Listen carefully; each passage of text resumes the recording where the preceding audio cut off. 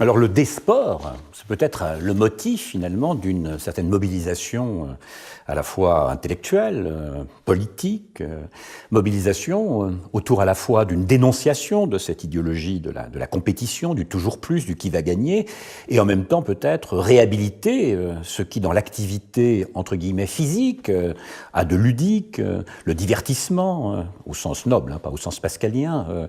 Donc ça c'est un enjeu de taille, on peut peut-être terminer par cela. Mais quand vous parlez de D-sport, c'est très intéressant parce que ça nous montre déjà qu'il y a une pluralité de pratiques sportives. C'est-à-dire ce qu'on appelait effectivement, en ancien français, le D-sport, c'était ce divertissement qui concernait tout autant l'épanouissement physique que mental. Et cette pratique est passée en Angleterre, où elle a acquis une autre dimension.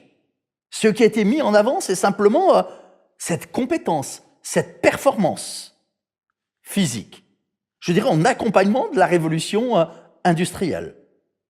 Donc il faut effectivement redécouvrir cette richesse, cette diversité. Il faut faire de nos activités physiques un divertissement, une fête.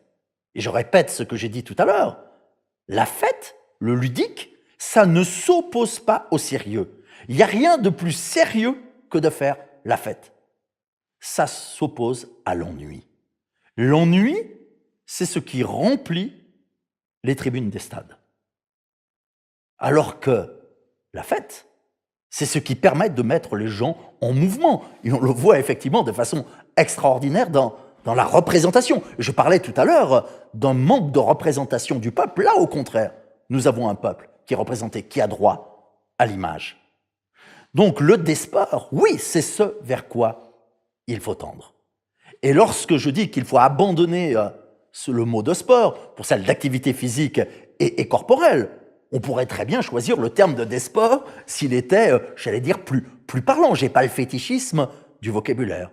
Mais c'est dans ce sens-là qu'il faut aller. Et je le répète, il ne s'agit pas d'en rabattre sur la place des enseignants d'éducation physique et corporelle dans les établissements scolaires, mais bien au contraire, de leur accorder plus d'importance qu'on n'en leur a jamais donné. Mais pour ça, il y a une condition, qu'on se libère définitivement de l'idéologie sportive.